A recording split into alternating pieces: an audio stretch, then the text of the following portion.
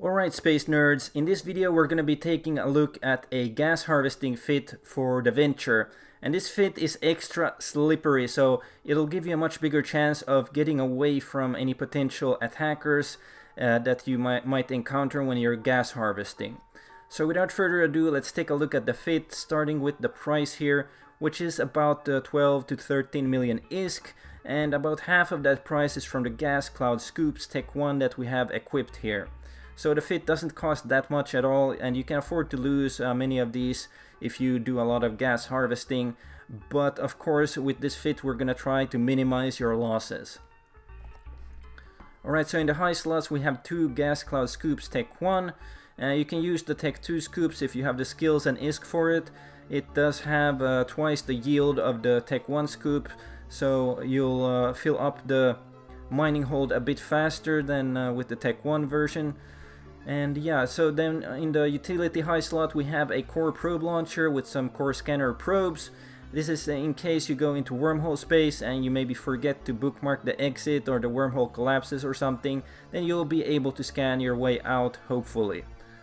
In the mid slots we have a medium shield extender Tech 1, and then also a compact EM shield amplifier, and this is to give you more tank in case you get attacked and the attacker gets a few lucky shots off on you.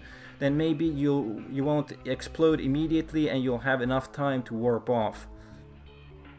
And then we also have a 5mn Microwarpdrive. This is so that you can get to gas clouds a bit faster, and also if you get attacked by an interdictor which tries to trap you with a warp disruption bubble, then you can activate the Microwarpdrive and try to burn out of the bubble and warp off.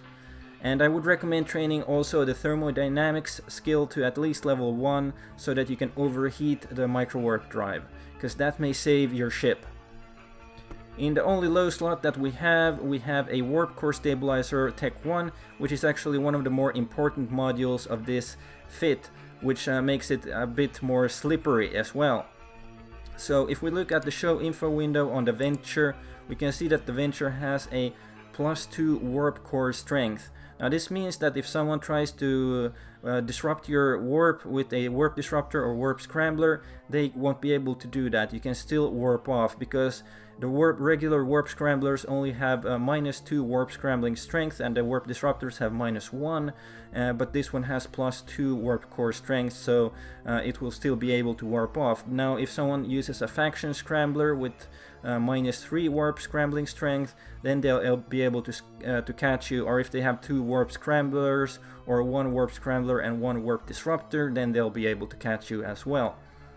But with the warp core stabilizer, you actually get +2 warp core strength added to your already +2, so you have +4 warp core strength. So now instead of 2 warp scramblers, they need 3 warp scramblers to catch you, and you'll be able to get away from a lot of situations with this warp core stabilizer.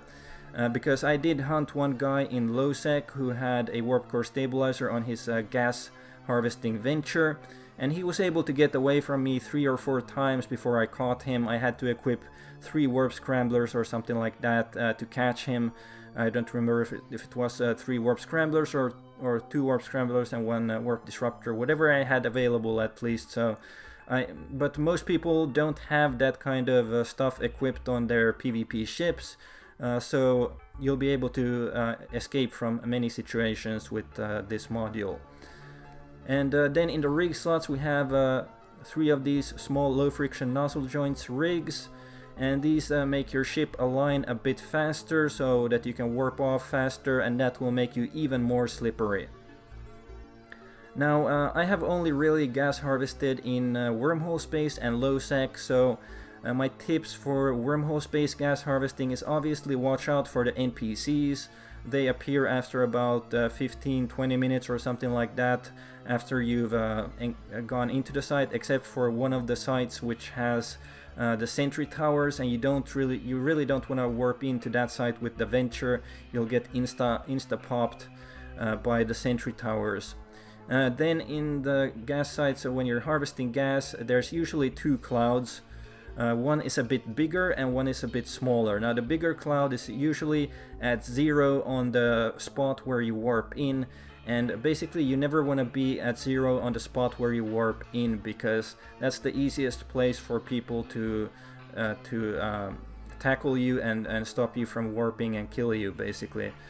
So what you want to do is you want to start orbiting the clouds at 500 meters, and that'll take you away from the warping spot, and you'll be at a bit more safer distance from where people warp into the site. So then in low sec the sites are a bit different. The gas clouds are smaller in size.